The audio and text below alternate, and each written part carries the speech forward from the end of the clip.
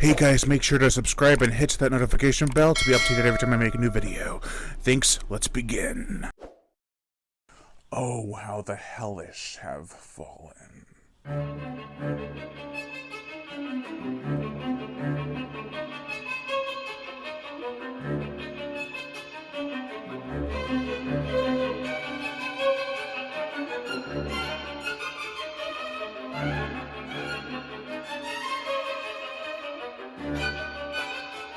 Now it begins. Night of the Demons 3, aka Demon House. This is the 1997 sequel to the two previous cult classics. The plot: after a supposed robbery gone awry, a group of teens head off to escape the law. They find Hull House. They hold up there and they break something. Well, they shoot a hole in the wall, which pisses off the demon. And, well, Angela's back. Says who?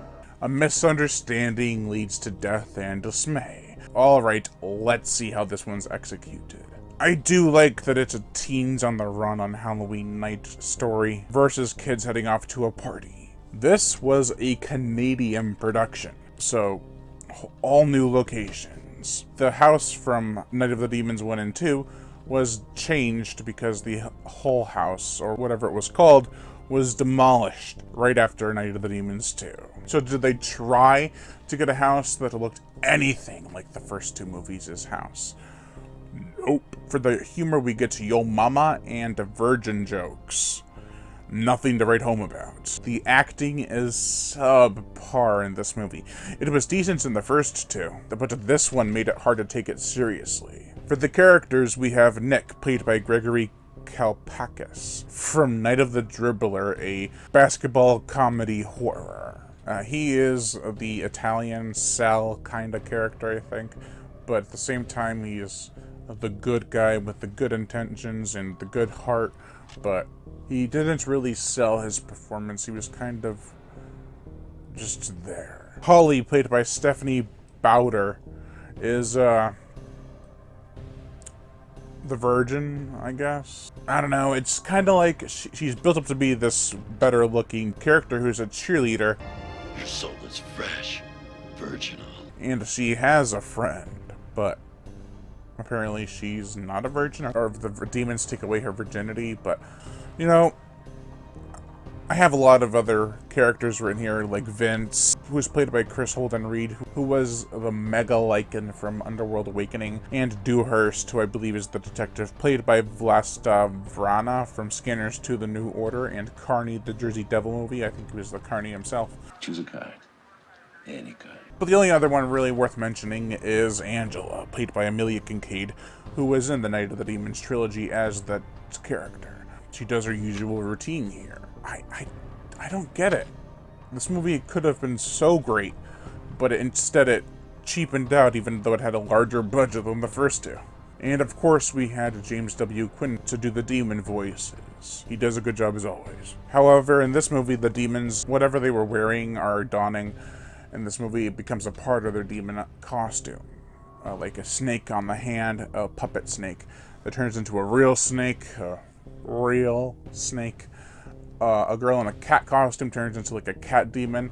It's got interesting ideas. It's just the CGI and poor execution is just awful, and it ruins it. The atmosphere is not as dark as the first two, nor even the remake. The interior of the house is too white and pristine. It's well kept, which does not match well with the stock footage they use when Angela is gliding down the hallway in this decrepit, cobweb-ridden area. Not even the oven looks like it belongs in the house, which I let slide in Night of the Demons too, because they used the same house. But here it doesn't fit, because the house looks nothing like that room with the oven in it.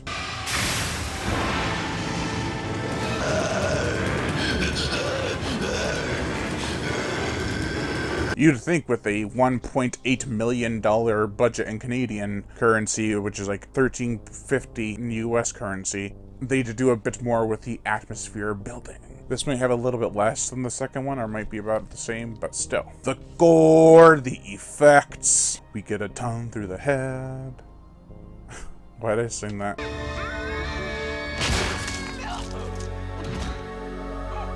A heart punched out, some blood splatter, visceral bullet hits, and more.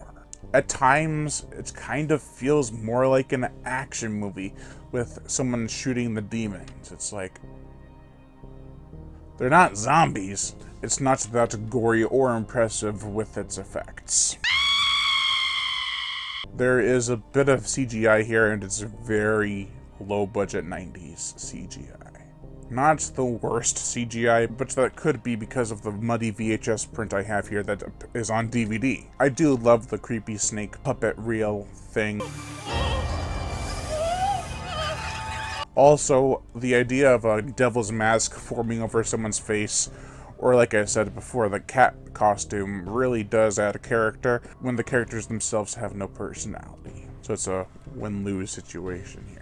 The motion picture soundtrack, Dennis Mickleteny returns to compose some hip, new themes for this movie. That was in the US score. There's also a score for the international version, which I'll get into next. The scores as a whole are quite different. I prefer the Tenney score because it actually includes some of the sections from the original movie's score.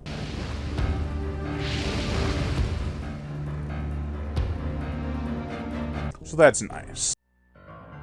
Now, before we wrap this up, let's get into some sweet facts with Telltale Treats. Like I just said, there is the US score as well as the score for the European version, which was composed by Raymond C. Fabbie, who also composed the Are You Afraid of the Dark TV show in the 90s, I believe. Kevin Tenney dislikes this film and puts it in last place out of the 4 movies. And then Angela's name isn't mentioned once unless you count during the end credits. What the hell? Overall, this was a stinker in a lot of ways. There's not a ton of gore like that of the last film, not even as much as the first. The music is very 90s. It even goes as far as to put lyrics at the end of the US version's credits, where the singer goes, "So horny," and the James Quinn's like, "Go Nikki, go Nikki." I'm like, what the fuck is this shit? Go Ricky, go Ricky. Are you horny? I'm so horny. Way to go. Jim Kaufman. He has directed a couple of TV shows as episodes, as well as done quite a bit of second unit work on films like Gothica and Dracula 2000. He does a somewhat passable job behind the camera for this movie, but I was expecting more out of a lot of things. It left me feeling sour. No, it wasn't the candy Angela gave me, I hope. Why not? Overall, I give Night of the Demons 3 a 1.5 out of 5. That is a generous rating. Thank you all for watching, and I am Brian Gatto, the horror show host. Make sure to like, comment on, as well as share this video. Like my Facebook fan page, and support me on Patreon, or even $1 a month will help keep this channel going on strong, and I greatly appreciate it.